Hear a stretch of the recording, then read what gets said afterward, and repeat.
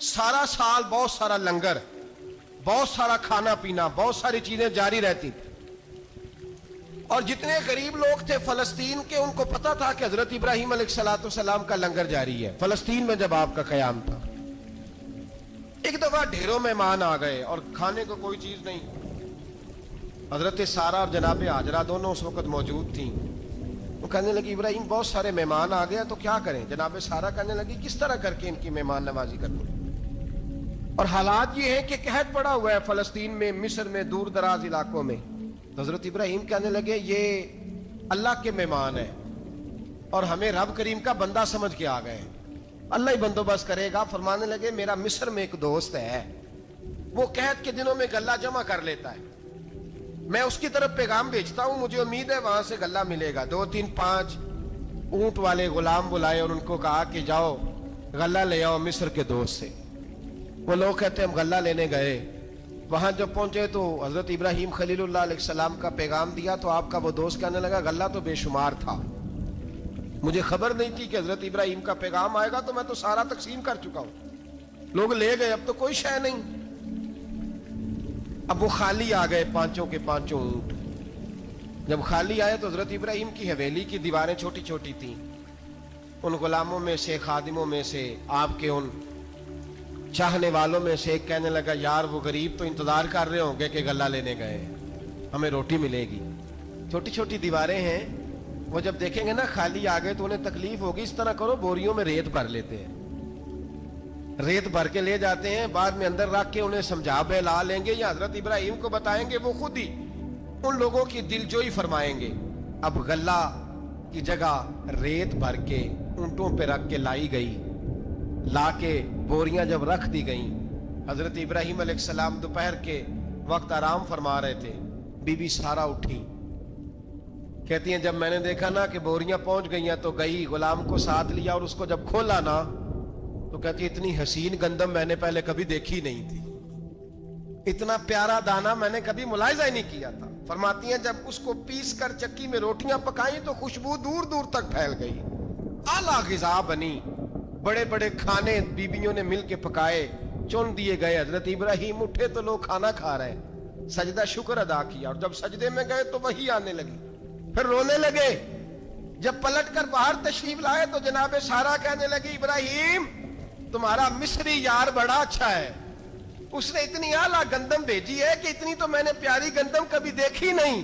جناب ابراہیم مسکرائے، فرمانے لگی سارہ یہ مصری یار نے نہیں بھیجی، یہ میرے عرشی یار نے بھیجی ہے، یہ میرے عرشی یار نے بھیجی ہے. بھائی مہمان نوازی مزاج تھا، ہاتھ لٹا دینا مزاج تھا، دوسروں کی اشک شوئی مزاج تھا. حضرت ابراہیم علیہ السلام کا طریقہ ہے قربانی، حضور نے ان کا طریقہ بیان کیا.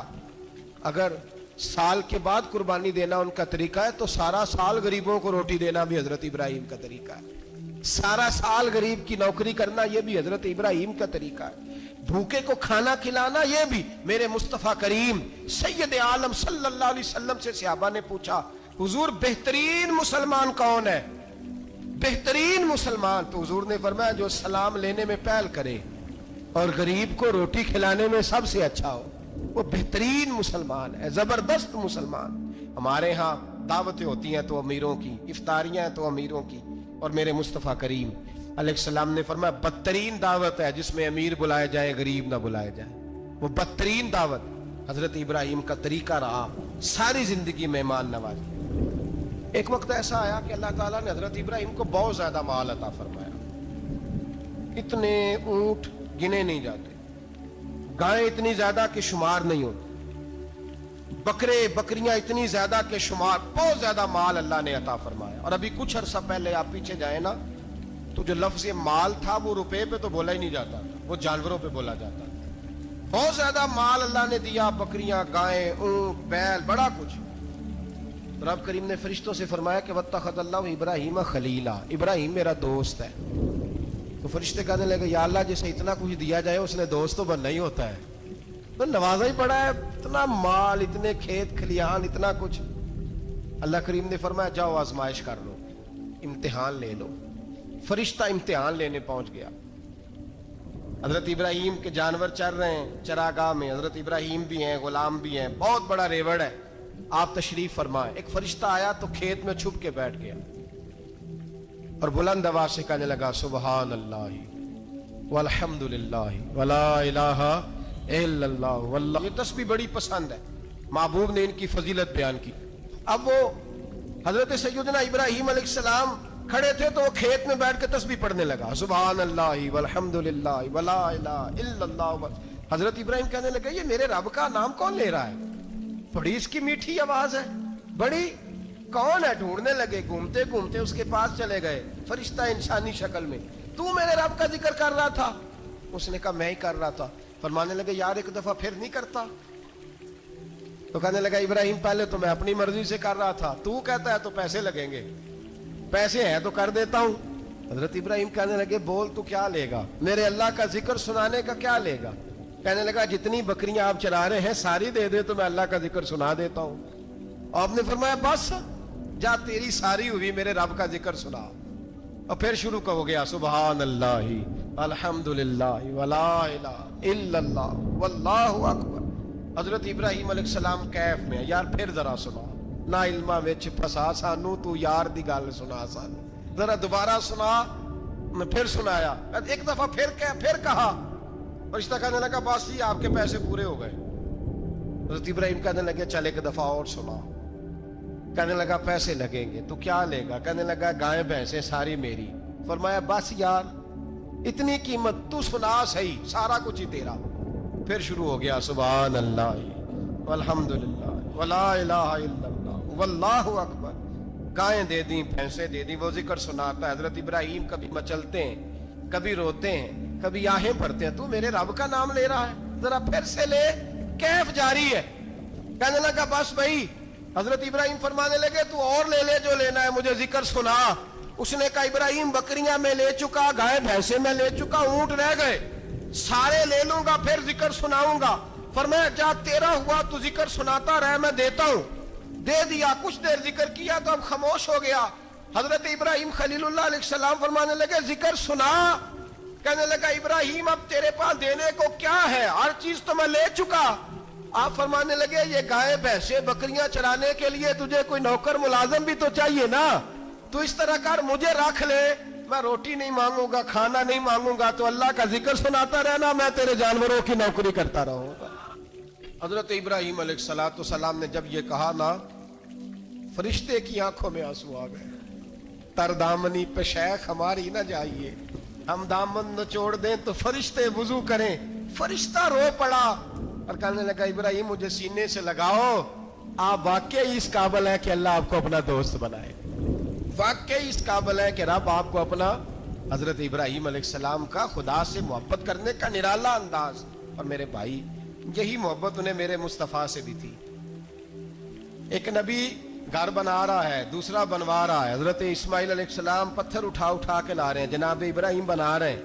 جب خانہ کعبہ بن گیا تو کہنے لگے ربنا وابعث فیہم رسولا, اے اللہ اب اسے بسانے کے لیے اپنا آخری رسول بھی عطا فرما. نبی پاک فرماتے ہیں میں دعا ہوں حضرت ابراہیم کی. اور حضرت ابراہیم سے رب کریم نے فرمایا چل ابراہیم کوئی چیز دے, تو کہا یا اللہ تینوں ہی تیرے نام پہ قربان کرتا ہوں, تیری ہوئی ساری, ہر شے تیری. حضرت ابراہیم نے دین کے لیے, آپ شہر بابل کے قریب پیدا ہوئے تھے, وہاں سے مصر آئے, مصر سے فلسطین آئے, اور فلسطین سے آ کر کے کعبہ آباد فرمایا. زندگی سفروں میں گزری. سفر ایک تکلیف والی چیز ہے, پر حضرت ابراہیم نے وطن چھوڑ دیا, گھر چھوڑ دیا. جان بڑی عزیز ہوتی ہے. تو حضرت ابراہیم نے جب دین کے لیے نکلے تو جد و جہد کی, گھر کے اندر بھی گھر کے باہر بھی. آپ کے والد کا نام طارق ہے, وہ توحید پرست تھے, ایماندار تھے, پرہیزگار تھے. آپ کے چچا کا نام آزر ہے, وہ بت پرست تھے, بت بیچا کرتے تھے.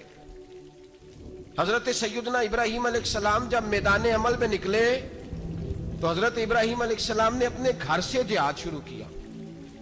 لڑنا پڑا, گھر کے اصولوں سے, چچا نے جو رواج بنائے ہوئے تھے اس رواج سے ٹکرائے. فرمایا میں اپنے گھر کے اندر یہ بت پرستی نہیں ہونے دیں گا. چچا کو ایک دفعہ نہیں بار بار 100 دفعہ سمجھایا. آپ کا چچا بت بنا کے بیچا کرتا تھا. حضرت ابراہیم علیہ السلام تھوڑے بڑے ہوئے تو کہنے لگا کہ چلو میرے ساتھ, تم بھی بت بیچنے ہیں, ہمارا کاروبار ہے. حضرت ابراہیم ساتھ نکلے تو بت پکڑا ہے, گندے پانی کے اندر اس بت کو ڈبوتے ہیں, کہتے ہیں کسی نے خریدنا ہے تو خرید لو, نہ یہ نفع دے سکتا ہے نہ نقصان دے سکتا ہے, جو اپنا آپ نہیں بچا سکتا تمہیں کیا بچائے گا, خریدنا ہے تو خرید لو. چچا کہنے لگا تو کاروبار چمکا رہا ہے کہ تباہ کر رہا ہے. گھر میں بڑے معاملات خراب ہوئے, جھگڑے ہوئے, لیکن حضرت ابراہیم علیہ السلام ایک منٹ کے لیے بھی اپنے گھر کے اندر بھی کمپرومائز کرنے کو تیار. یہ تھوڑا مشکل میں نے پہلو چھیڑ دیا ہے, یہ تھوڑا مشکل پہلو چھیڑ دیا ہے. بڑا سمجھدار آدمی ہے پر بیوی سے پردہ نہیں کرا سکتا, سیانا ہے, پنچایت کا بندہ ہے, جو اس سے آپ کہیں گے وہ بات یہ سنائے گا, لیکن کہتا ہے نہیں جی میں نے کوشش کر لی ہے. کس قسم کی کوشش ہے صاحب, یہ کیسے ہو گیا؟ حضرت ابراہیم علیہ السلام نے گھر کے اندر سے فرمایا نہیں کرنے دوں گا, گھر کے اندر بھی ٹکرائے, فرمایا تم جو بھی ہو پاش پاش کیا چچا کے اصولوں کو, اور باہر جب نکلے تو صرف علاقے کے چیئرمین سے نہیں ٹکرائے, ایم پی ایم این اے وزیر مشیر سے نہیں ٹکرائے, سپر پاور نمرود دنیا کا واحد حکمران تھا اس وقت, دوسرا کوئی حکمران ہی نہیں تھا, اکیلے حکمران سے جا کر ٹکرائے. کوئی ساتھ فوج نہیں تھی, کوئی ساتھ ان کے طاقت بظاہر دنیا داری کی کوئی نہیں تھی, پر حضرت ابراہیم جا کے ٹکرائے. اور میرے رسول پاک صلی اللہ علیہ وسلم نے سند بیان کی, فرمایا افضل الجہاد کلمۃ الحق عند سلطان الجابر, فرمایا سب سے افضل جہاد یہ ہے کہ تو ظالم بادشاہ کے سامنے کھڑے ہو کے حق بات بیان کر دے. یہ سب سے بڑا جہاد ہے, یہ سب سے افضل الجہاد ہے کلمۃ الحق عند سلطان الجابر, سب سے بڑا جہاد. حضرت ابراہیم کھڑے ہو گئے, سپر پاور سے ٹکرائے. یہاں ہم لوگ حکمتوں کا شکار ہیں, دیکھیں گے, کریں گے, سوچیں گے, اور مولوی صاحب کو ویسے کہتے ہیں آپ پرہیز کریں سیاسی باتوں سے. بھئی اللہ کے ہر نبی نے جا کے وقت کے ظالم حکمران کو لتاڑا ہے, للکارا ہے, یہ تو مشن انبیاء ہے. حضرت سیدنا ابراہیم علیہ السلام نے جو اس کو جا کے کہا کہ تو جھوٹ بولتا ہے, تو جھوٹا ہے, تو خدائی کا دعویٰ کرتا ہے, تو بہت بڑا ظالم ہے. اور قرآن مجید نے اس ساری بات کو بیان فرمایا. حضرت ابراہیم علیہ السلام سے کہنے لگا میں رب ہوں, تو آپ نے فرمایا میرا رب تو وہ ہے جو زندہ کرتا اور مارتا ہے. تو پھر آپ حق بات بیان کریں گے تو اللہ مارے گا کہ بندہ مارے گا؟ کچھ بھی نہیں ہوتا, کیونکہ زندگی موت کس کے ہاتھ میں ہے؟ اللہ کے ہاتھ میں. زندگی موت اللہ, کچھ بھی نہیں ہوتا. انسان صحیح سمت کا تعین کرے اور صحیح چلے. حضرت علی شیر خدا سے کسی نے کہا تھا کہ آپ کے بڑی دشمنی ہے, کوئی محافظ رکھ لیں. آپ فرمانے لگے موت خود بہت بڑی محافظ ہے, وقت سے پہلے آتی ہی نہیں, بڑی محافظ ہے وقت سے پہلے. علامہ نورانی رحمت اللہ تعالیٰ علیہ کراچی جیسے شہر میں رہا کرتے تھے, جہاں گام گام پہ خطرہ تھا. لوگوں نے کہا حضرت اتنے بڑے لیڈر ہو, آپ کی جماعت کی 62 سیٹیں ہوئی قومی اسمبلی میں, ایک ایسا وقت بھی آیا تو کوئی ایک آدمی بندوق والا. آپ فرمانے لگے مجھے ضرورت ہی نہیں, اس لیے کہ جس خدا رسول کے لیے میں نکلا ہوں وہ خود ہی حفاظت کرنے والے ہیں, ضرورت نہیں ان چیزوں. تو بھائی حضرت ابراہیم ٹکرائے, اور آپ کا انداز کیا ہے؟ جا کے کہا کہ تو نہیں, خدا وہ ہے جو زندہ کرتا. اور اس نے ایک بیوقوفوں جیسی دلیل دی. ایک آدمی کو کل پھانسی دینی تھی تو اس کو بلایا, کہنے لگا تجھے کب پھانسی ہے؟ اس نے کہا کل. کہنے لگا جا تجھے آزاد کیا, زندگی دی, اس کو چھٹی دے دی. ایک عام آدمی بیچارہ بیٹھا تھا, اس کو پکڑ کے نا کہنے لگا اس کی گردن اڑا دو. کہنے لگا دیکھ لو میں بھی زندہ کرتا اور مارتا ہوں, وہ جو کل مرنے والا تھا میں نے زندہ کر دیا ہے, اور جس کو پتہ ہی نہیں تھا کہ میں نے مرنا ہے اسے پکڑ کے میں نے مار دیا ہے. یہ بیوقوفوں جیسی دلیل ہے. حضرت سیدنا ابراہیم علیہ السلام چاہتے تو اسی وقت دلیل توڑ دیتے کہ تو کیا بیوقوفوں جیسی بات کر رہا ہے, اگر تو زندگی دیتا ہے تو مرے ہوئے میں جان ڈال کے دے جس کو تو نے مارا ہے.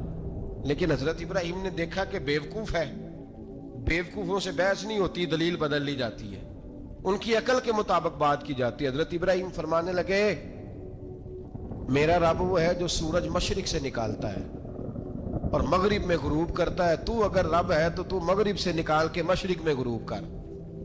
فبہت الذی کفر, کافر لاجواب ہو گیا. اس کے پاس اس چیز کا کوئی جواب نہیں تھا. علامہ اسماعیل حقی نے خوبصورت فقرہ لکھا ہے, خوبصورت, جان ڈال دی ایک جملہ کہہ کے. حضرت سیدنا علامہ اسماعیل حقی رحمت اللہ علیہ فرمانے لگے چونکہ نمرود بیوقوفوں جیسی باتیں کر رہا تھا, اگر وہ یہ کہہ دیتا نا کہ میں سورج کو نکالتا ہوں مشرق سے,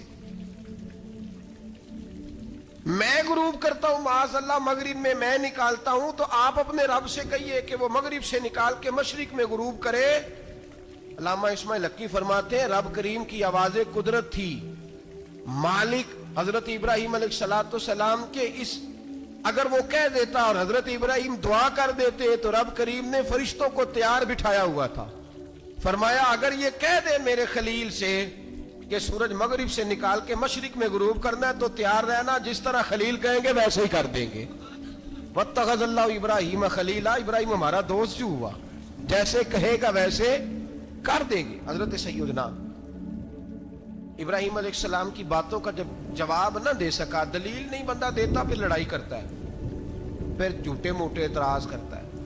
دلیل ختم ہوتی ہے تو لوگ ذاتیات میں اترتے ہیں, کہتے ہیں یہ کھانستا صحیح نہیں, دیکھتا صحیح نہیں. دلیل ختم, اب ذاتیات پہ اترے, کہنے لگے مجھے پتہ چلا ہے کہ یہ فلانی جگہ گیا تھا تو وہاں جا کے اس نے اس طرح کیا ہے. پھر لوگ ذاتیات پہ اترتے ہیں, جب دلیل کا جواب دلیل سے نہیں دے پاتے پھر ذاتیات پر اتر کر حملے کرتے ہیں. حضرت ابراہیم کے دلائل کا جواب نمرود نہ دے سکا تو کہنے لگا کہ اس کو آگ میں ڈال دو. قوم گئی ہوئی تھی ساری, آپ نے بات سنی ہوئی ہے, میں نے صرف اشارہ دینا ہے, میلے پہ. تو حضرت سیدنا ابراہیم علیہ السلام نے سارے بت توڑ دیے, کلاڑا بڑے بت کی گردن پہ رکھا. واپس آئے, کہنے لگے بت کس نے توڑے ہیں؟ تو فرمایا اس سے پوچھ لو جس کی گردن پہ کلاڑا ہے. کہنے لگے یہ تو بول ہی نہیں سکتا. تو فرمانے لگے بڑے بیوقوف ہو, جو بولتا ہی نہیں, سنتا ہی نہیں, اپنا آپ نہیں بچا سکتا, اس کی پوجا کرتے ہو. کہنے لگے پکڑو, دلیلیں ختم ہو گئی, اس کو آگ میں ڈالو. بہت بڑی حویلی 45 فٹ مربع پہ مشتمل ایک حویلی بنائی گئی اور 45 فٹ اونچی. مختلف روایات, علامہ اسماعیل حقی کہتے ہیں کہ 3 مہینے تک نمرود نے کہا کہ اس کے اندر لکڑیاں ڈالو. لوگ پوچھنے لگے کتنی دنیا جلانی ہے؟ کہنے لگا بندہ تو ایک جلانا ہے, پر بندہ بڑا تگڑا ہے, ایک بندہ. 3 مہینے لکڑیاں ڈالی گئیں. اور لوگوں کی جو تہمات ہوتی ہیں نا وہ بڑی عجیب ہوتی ہیں. تہمات میں نے بڑی تفصیل سے رمضان المبارک میں گفتگو کی تھی. بدشگونی, تہمات لوگ لیتے ہیں. اس وقت بھی لوگ تہمات کا شکار ہو گئے. عقیدہ بگڑ جاتا ہے تو وہ عجیب و غریب باتیں کرنے لگتا ہے. تہمات کا شکار ہو گئے. بیبیاں نظر مانتی, میں بیمار ہوں, اگر صحیح ہو گئی تو اتنے من لکڑی دوں گی حضرت ابراہیم کی آگ جلانے کے لیے. ایک عورت لے کے جا رہی ہے لکڑیاں. ایک نیک دل آدمی نے اس سے پوچھا کہاں جا رہی ہو؟ کہنے لگی میں نے منت مانی تھی تو حضرت ابراہیم علیہ السلام کو معاذ اللہ جلانے کے لیے لکڑیاں لے کے جا رہی ہوں. تو وہ رب کریم کے بندے کہنے لگے تو ڈھونڈتی رہے گی, تجھے وہ جگہ ملے گی نہیں. وہ بی بی کئی مہینے گھومتی رہی, جگہ ہی نہیں ملی جہاں لکڑیاں ڈالنی, ماری گئی. تہمات کا شکار ہوئے بہت سارے لوگ. تہمات کا بھائی, تہمات دین کے اندر منع ہے. تہمات دین میں کوئی نظر ماننا, کوئی کسی بزرگ کے مزار پہ جا کے سالے ثواب کے لیے کوئی چیز ماننا, یہ تو درست ہوا. لیکن غیر شرعی نظریں مان لینا کہ میں آگ کے گرد چکر لگاؤں گا, میں جناب وہاں جا کے یہ والا تماشا کروں گا, میں دھاگا باندھوں گا, میں رسا کاٹوں گا, میں وہاں گندے ہو سے پانی پیوں گا, ان کی شریعت اجازت, یہ تہمات ہیں, بدشگونی ہے. دین میں ان کی کوئی گنجائش. آپ نظر ماننے سے پہلے بھی کسی عالم سے رابطہ کریں کہ میں منت مانگنے لگا ہوں تو کیسے ماننی چاہیے کا طریقہ پوچھیں. ایسے ہی غلط چیز کی منت تھوڑی مان لی جائے گی. بہرحال آمدام برسرے مطلب حضرت ابراہیم کے لیے آگ جلائی گئی. 45 فٹ اونچی آگ ہے, پرندہ بھی اوپر سے گزرتا ہے تو نیچے گر جاتا ہے جل کے. اتنے دن لگا کے آگ جلائی گئی. اب حضرت ابراہیم کو جلایا جانے لگا ہے. یہاں تو موجیں ہے نا, جو کسی ادارے کا سربراہ ہے اس کے لیے موج ہے, کسی جگہ آفیسر بن گیا تو موج ہے, پیر صاحب کے لیے موج ہے, علامہ صاحب کے لیے موج ہے, خطیب صاحب کے لیے موج ہے. جلنا کس کو پڑتا ہے؟ وہ علی کوئی نہیں رہا اللہ ماشاءاللہ. وہ لوگ گزر گئے جو تکلیفیں سہ کے کام کرتے تھے, گزر گیا زمانہ.